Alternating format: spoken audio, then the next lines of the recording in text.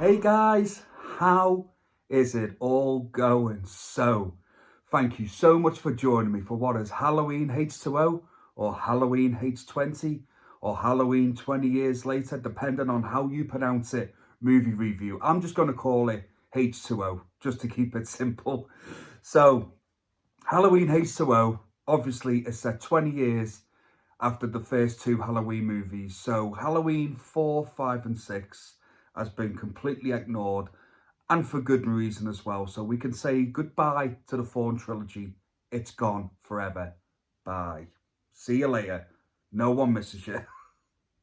So it's set after the first two movies, and Laurie Strode still suffers and still has nightmares about Michael Myers attacking her when she was 17 years old and killing all her friends. I mean, who wouldn't? That would traumatize anybody. It certainly would me anyway.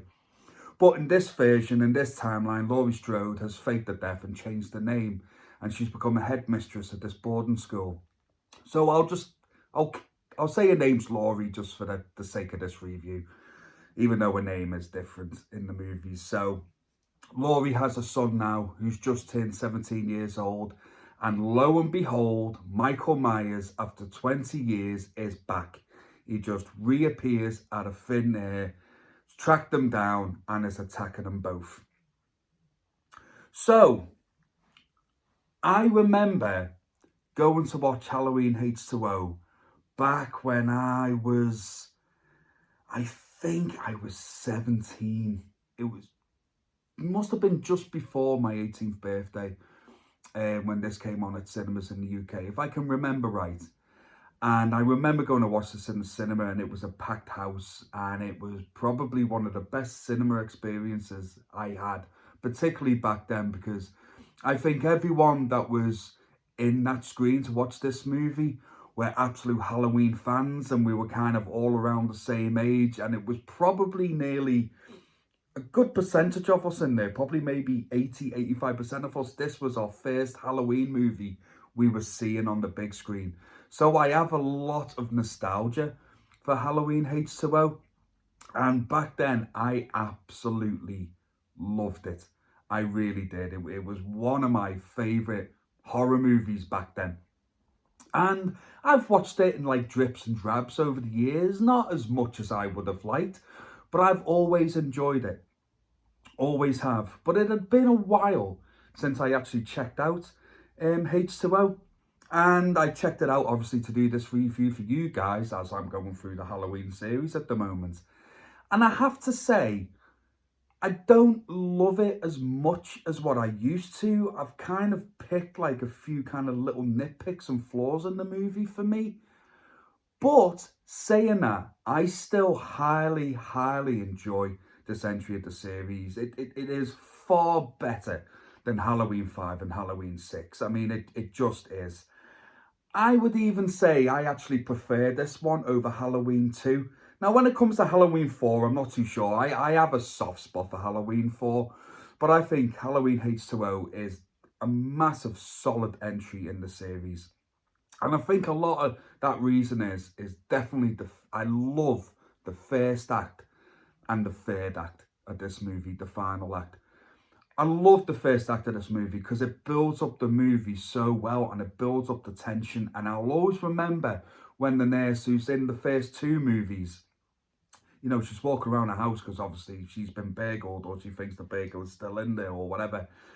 And as she's walking around the house and she's hearing, noises everywhere, and then as she goes to like close her front door again because it's like just reopened, and you see Michael Myers just pop up in the background in the hallway, the cinema went crazy at the screen, and everyone was cheering when Michael Myers first appeared. And I must admit, and I even remember it back then, I just got this huge grin on my face when I first saw him, and I'm seeing it on the big screen, and I'm watching a Halloween movie on the big screen, and it just filled me with so much joy back then. I will never forget that moment when everyone just cheered seeing Michael Myers for the first time in that movie.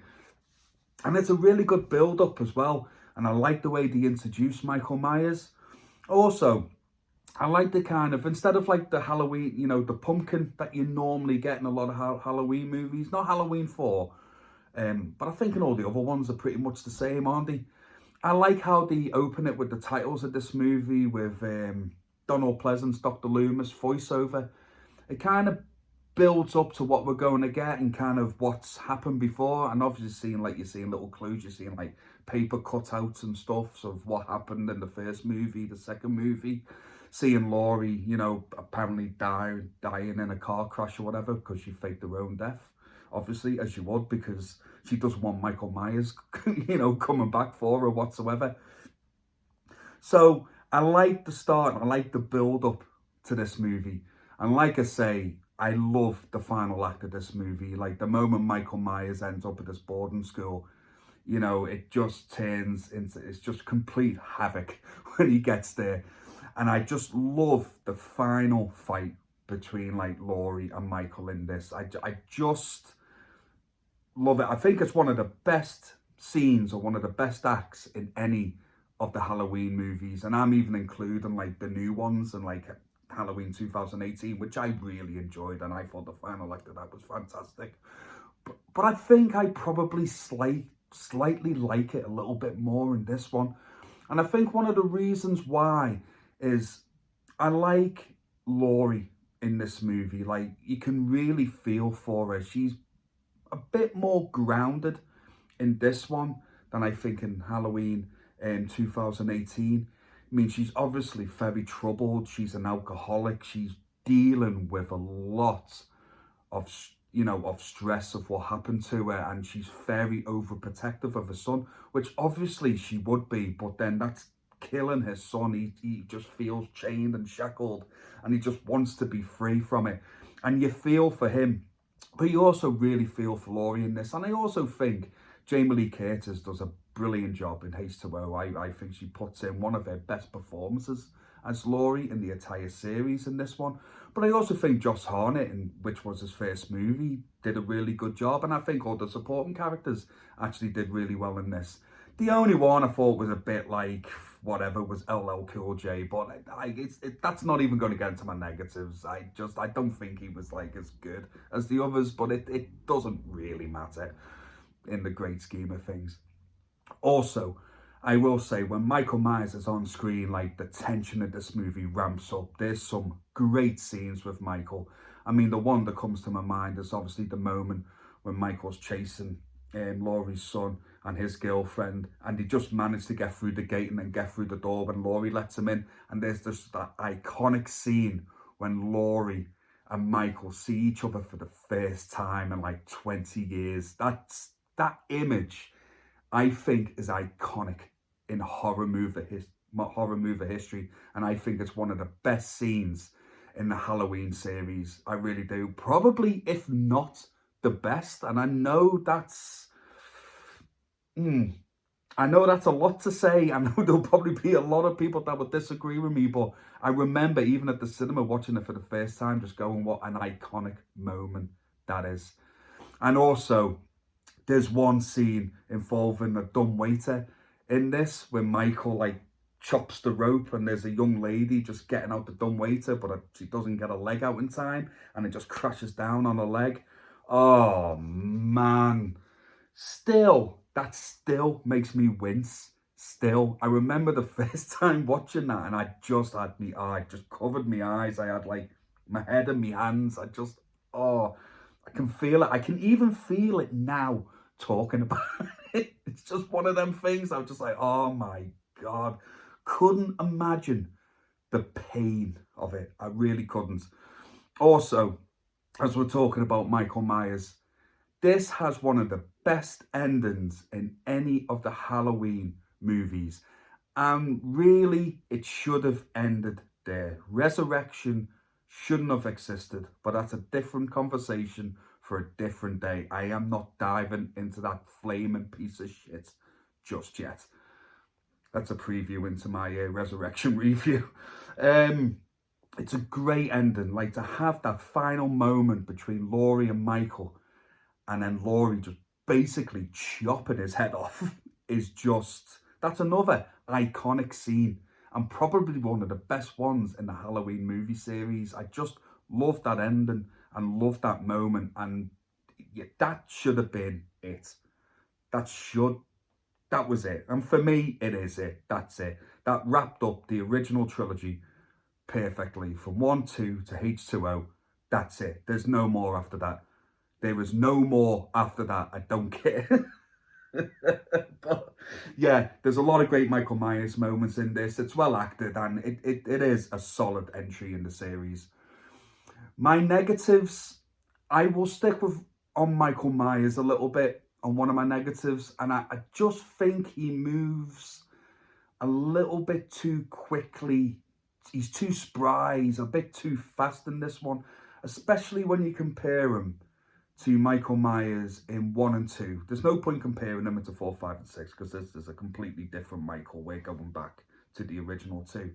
And he was more slow in them movies, whereas he just feels like a lot more quicker in his movements in this one. I don't know. Maybe that's just me. Maybe other people don't feel that way, but I just feel like he is a little bit in this one. And also, I don't know, did they use kind of like different masks in this movie? Because sometimes the mask looks different in certain scenes. Like, I think at the beginning of the movie, Michael Myers looks great. Now, I have read somewhere that they used the mask from Halloween 6 originally, and then it changed as the movie went on, which I don't understand why you would do that, to be honest with you, because I will say one thing about Halloween 6. I thought they nailed the look of Michael really well in that movie, and I thought the mask looks great. And I'm pretty sure the mask is used at the start of this movie, which obviously that's why I think Michael looks like pretty intimidating, pretty decent. But there's one shot in this movie where they CGI the mask, and it's right here. That looks horrendous. I don't know who thought that was a good idea, but anyway, go away, be gone. I just think, and then like near the end, I don't know, it just doesn't, I don't know, it just doesn't suit, like fit right on his face. I don't know, I don't get it. Maybe I think the eyes are a bit too big, and that's another thing. You see too much of Michael Myers' eyes in this one. Now, I know you do see his eyes in the other movies, like, I get it, but I just feel like it's a bit too much in this. And I always like when you couldn't really see his eyes, it was just darkness, it was just black, which I think makes Michael more intimidating and more terrifying, especially in the new ones, when you didn't really see his eyes at all. It was just darkness, absolute darkness, because I don't know. I just, sometimes it works. It dependent. Sometimes it works. Sometimes it doesn't. I think for particularly just talking about H2O, it does work at the end of this movie when you see his eyes, when he's trying to like plead to Laurie or whatever, or just like kind of trick her. But there's nothing behind there. Like there's nothing there. So I feel like in that sense, it works all right. But I just think in other sense, you don't need to see it, you know. And I don't know. I just think maybe the eyes were too big. The mask just looked a bit weird. I don't know. But in saying that, the performance of Michael, I actually thought was okay. I just thought he was just a little bit too, I don't know, energetic when considering when you watch the first two. He's not really. He's kind of like, you know, he just slowly wanders around. But it's a little nitpick. And also, another little nitpick is there's some jump scares in this movie. Like, I forgot how many pointless and needless jump scares are in this movie. Now, I wouldn't pick on it so much, but because I've just watched The Nun, and like other films like that just have pointless start or jump scenes, it kind of stood out for me a bit more in this one. And they don't go anywhere. It's just like a different character going, oh, I'm sorry, I didn't mean to scare you and stuff like that. And it just gets on my tits, man. I'm just sick of needless, pointless jump scares. But I feel like I've got to get to a point where I have just got to accept it, because it is never, ever going to go away. So I think it's just one of them I've just got to suck up and deal with, basically. But overall, I think Halloween H2O is a solid entry in the Halloween franchise. It's one of the better movies. It really is. So I give Halloween H2O, I gave it a solid 4 out of 5. So guys, what do you think of Halloween H2O? Do you agree with me?